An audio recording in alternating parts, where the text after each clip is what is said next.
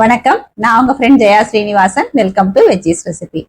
இன்னைக்கு நம்ம veggies recipe கிச்சன்ல ஆந்திரா ரெசிபியான பீரக்காய பப்பு பண்ண போறோம்.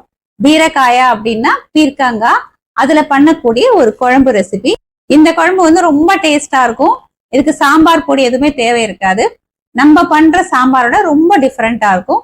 நம்ம எப்படி வந்து நம்ம பாத்துல ரெகுலரா சாம்பார் பண்ணுவோமோ அதே மாதிரி ஆந்திரால நிறைய கீரை காய்கறிகள் எல்லாம் சேர்த்து பப்பு பண்ணுவா. நல்ல சூடான சாதத்துல கொஞ்சம் தாராளமா நெய் விட்டுண்டு இந்த பீர்க்கங்காய் குழம்பு விட்டு இந்த பசஞ்சு சாப்பிட்டா சூப்பரா இருக்கும்.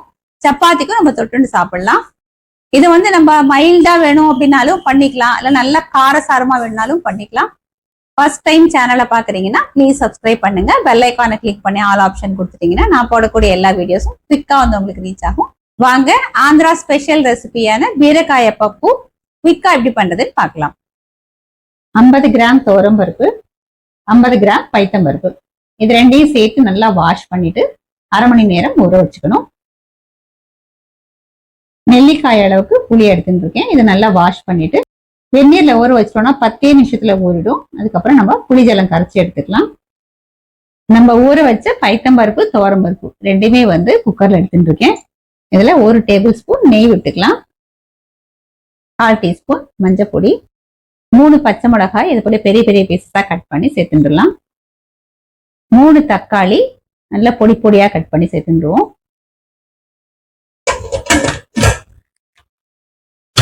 குக்கர் மூடிய மூடிட்டு 4-5 விசில் வர வைக்கணும்பா வேக வச்சு எடுத்துப்போம்.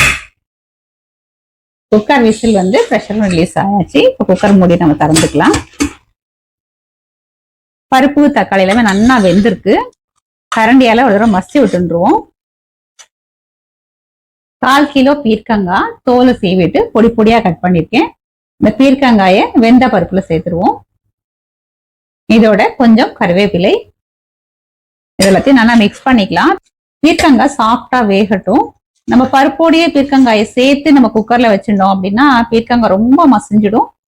அதனால தனியா வேக வச்சுக்கலாம். இது வந்து ரொம்ப சீக்கிரம் வெந்துடும். தேவைப்பட்டா கொஞ்சமா நீங்க தண்ணி விட்டுக்கலாம். இது நல்லா கொதிச்சு பீர்க்கங்காய் பாருங்க சாஃப்டா வெந்திருக்கு. இதுல நம்ம கரைச்சி வச்ச புளிஜலத்தை விட்டுடுவோம். கொஞ்சம் திக்காவே கரைச்சிக்கலாம். தேவையான அளவு உப்பு, நம்ம காரத்துக்கு பச்சை மிளகாய் சேர்த்திருக்கோம். ஒரு 1/4 டீஸ்பூன் மிளகாய் பொடி. இதை நல்லா மிக்ஸ் பண்ணிக்கலாம்.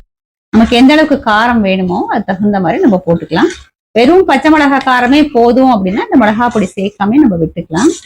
இந்த புளி இந்த மிளகாய் பொடியோட பச்சை வாசனை போக இது நல்லா கொதிக்கட்டும். பீரக்காய பப்பு நல்லா கொதிச்செடுத்து புளி ஜலம் நம்ம சேர்த்த மிளகாய் பொடியோட பச்சை வாசனையும் போயிடுத்து. இப்ப இதுக்கு நம்ம தாளிச்சிடலாம். ஸ்டவ்ல ஒரு பேன் வச்சிருக்கேன். 1 டேபிள் ஸ்பூன் நெய், 1 டேபிள் ஸ்பூன் எண்ணெய் விட்டுக்கலாம்.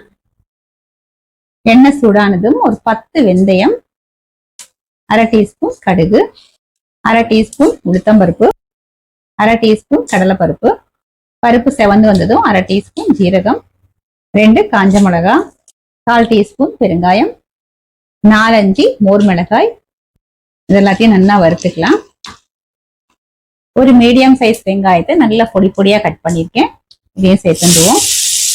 கொஞ்சம் கருவேப்பிலை. வெங்காயம் நல்லா செவந்து வர்ற வரைக்கும் நம்ம வறுத்துக்கணும். வெங்காயமும் நல்லா செவக்க வதங்கி எடுத்து நம்ம தாளிச்சதை குழம்புல சேர்த்துடலாம். இதோட பொடியா கட் பண்ண கொத்தமல்லியை தாராளமா தூவிட்டு ஒரு தடவை நல்லா மிக்ஸ் பண்ணிக்கலாம். பாருங்க பார்க்கறதுக்கே பிரமாதமா இருக்கு. சாதத்துக்கு பசங்க சாப்பிடவும் நல்லா இருக்கும். சப்பாத்திக்கு தொட்டிருந்தாலும் பிரமாதமா இருக்கும். இப்போ ஸ்டவ் ஆஃப் பண்ணிட்டு இந்த பீர்க்கங்காய் குழம்ப நம்ம வேற பவுலுக்கு மாத்திக்கலாம். பீர்க்கங்காய் பப்பு பாருங்க சூப்பரா ரெடி ஆயிடுது. இது நம்ம சாம்பார் மாதிரி இல்லாம இது மாதிரி கொஞ்சம் திக்கா இருக்கும். கன்சிஸ்டன்சி பாருங்க இப்படி இருந்தா அது கரெக்டா இருக்கும். சாதத்துக்கும் பசிச்சுக்கலாம், நம்ம சப்பாத்திக்கும் நம்ம தொட்டுக்கலாம். பீரக்காய பப்பு அதாவது பீர்க்கங்காய் குழம்பு சூப்பரா ரெடி ஆயிடுது. இதோட கன்சிஸ்டன்சி கொஞ்சம் திக்கா தான் இருக்கும். நம்ம பைத்தம்பருப்பு சேர்த்தனால இது கொஞ்சம் சூடு ஆறும்போது இன்னும் கொஞ்சம் கூட திக்காயிடும். நான் சூடான சாதம் எடுத்துட்டு இருக்கேன். கொஞ்சம் நல்லா தாராளமா நெய் விட்டுன்னு சாப்பிட்டோம்னா பிரமாதமா இருக்கும். அந்த பீரக்காய் பப்பு சாதத்துல பிசைஞ்சுட்டு நம்ம டேஸ்ட் பண்ணி பார்க்கலாம். இதுக்கு தொட்டுக்கிறதுக்கு வந்து ஜவ்வரிசி வடம் சூப்பரா இருக்கும். ஆந்திரால வந்து இதுக்கு ஜவ்வரிசி வடம், ஆவக்காய் ஊறுகாய் இது ரெண்டுமே தொட்டுண்டு சாப்பிடுவா. நல்ல காம்பினேஷன், சூப்பரா இருக்கும் அப்படி சாப்பிடுறதுக்கு. இப்ப நம்ம டேஸ்ட் பண்ணி பார்க்கலாம். ரொம்ப சூப்பரா இருக்கு, பிரமாதமா இருக்கு.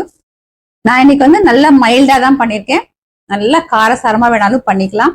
இதுக்கு இந்த பச்சை மிளகாயோட காரம் தூக்கலாவும் மிளகாய் பொடி கம்மியாவும் போட்டுக்கணும். அப்பதான் அந்த டேஸ்ட் வந்து நல்லா இருக்கும். தோரம் பருப்பு, பைத்தம் பருப்பு ரெண்டு பருப்புமே சேர்த்திருக்கோம். ஸோ ரெண்டோட பிளேவர் டேஸ்ட் ரெண்டும் கலந்து ரொம்பவே நல்லா இருக்கு. புளிப்பும் பார்த்தேன் அப்படின்னா தக்காளியும் சேர்த்திருக்கோம். கொஞ்சமா வந்து புளிஜலமும் விட்டுருக்கோம். இந்த குழம்புக்கு வந்து இந்த ரெண்டு விதமான புளிப்பும் இருக்கணும், அப்பதான் வந்து நல்லா இருக்கும். இதோட ஹைலைட்டே வந்து நம்ம கடைசியா தாளிச்சோம் இல்லையா, அதுதான். இந்த வெங்காயத்தை கொஞ்சம் நல்லா செவக்க வறுத்து சேர்த்தோம் அப்படின்னா நல்ல ஒரு வாசனை. இந்த வெங்காயத்துல லேசான ஒரு ஸ்வீட்னஸும் இருக்கும். பிளஸ் இதுல சேர்த்திருக்கிற மோர் மிளகா, மொத்தமாவே இந்த குழம்புல இருந்து இந்த மோர் மிளகாயோட வாசம் வந்து ரொம்ப தூக்கலா இருக்கும். அது ரொம்ப நன்னாவும் இருக்கும். ஆக்சுவலா ஒரிஜினல் ரெசிபி அப்படின்னு பார்த்தேன், தாளிக்கிறச்ச நல்லா ஒரு 10-15 பல்லு பூண்டு லேசா தட்டி சேர்த்து நல்லா வதக்கி ஆட் பண்ணுவா. நான் இன்னைக்கு வந்து பூண்டு சேர்க்கல, உங்களுக்கு வேணும்னா நீங்க சேர்த்துக்கலாம். இதே மாதிரி இதே மெத்தட்ல இதே அளவுகளோட ஒரு முறை நீங்க இந்த பீரக்காய பப்பு ட்ரை பண்ணி பாருங்க. ரொம்ப டேஸ்டா இருக்கும், டிஃபரெண்டாவும் இருக்கும். ட்ரை பண்ணி பார்த்துட்டு எப்படி வந்ததுன்னு கமெண்ட்ல சொல்லுங்க. லைக் பண்ணுங்க, உங்க ஃப்ரெண்ட்ஸ் அண்ட் ஃபேமிலியோட ஷேர் பண்ணுங்க. இன்னொரு புது ரெசிபியோட நாளைக்கு நான் உங்களை மீட் பண்றேன். தேங்க்ஸ் ஃபார் வாட்சிங்.